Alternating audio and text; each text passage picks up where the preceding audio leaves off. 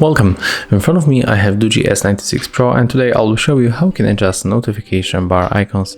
So you have to open notification bar just like that and then click on this icon in this place. So right now we are able to edit these icons, the shortcuts. So for example, we are going to move NFC right here, click, hold, and then drag it just like that.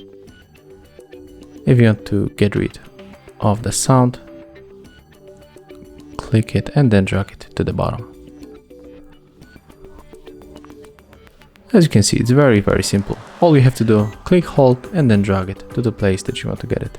When you go back, everything will be saved, as you can see. So, if you found this video helpful, remember to leave a like, comment, and subscribe to our channel.